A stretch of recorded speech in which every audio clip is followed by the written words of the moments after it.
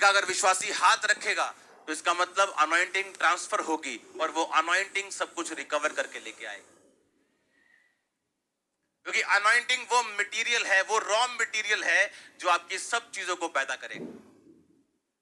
Imagine करो अगर दाऊद जब परमेश्वर के पास गया अपोद को लेके आओ, और जब उसने पहना और प्रभु से पूछा कि परमेश्वर में वापिस जाऊं उनको पकड़ूं।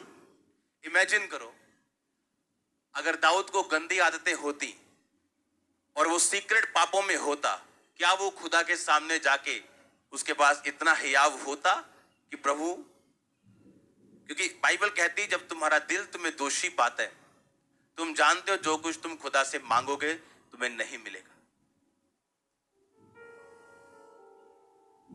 और लिखा जब तुम्हारे दिल को यह हियाव होता है कि जो परमेश्वर करना चाहता है तुम उसे कर रहे हो, लिखा तुम जो मांगते हो तुम्हें मिलता है।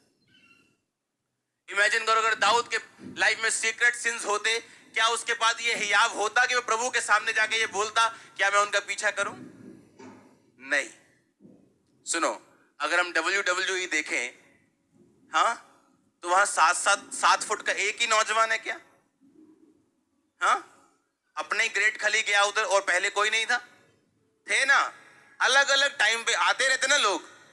शाऊल अब घबरा रहा था उस गोलियत से। आपको मालूम पहले उसने कितने गोलियत जैसे लोगों को मारा था, पर अब नहीं मार पा रहा था। अब उसके हाथ कांप रहे थे, पता है क्यों? उसे मालूम था वो प्रभु के सामने वो दोषी है और खुदा का आत्मा उसके साथ नहीं। उसके अंदर हियाव नहीं था कि वो गोलियत का सामना करे, इसलिए वो पीछे हट गया था। और उसने मालूम दाऊद को क्यों दिया मारने के लिए? इसलिए नहीं कि दाऊद ने बोला, उसे मालूम था कि जो शैतान को मारना है वो मसे से मारना है, वो आत्मा से मारना है। और इस लड़के के अंदर उसे आत्मा और मसा दिख रहा था, क्योंकि एक दिन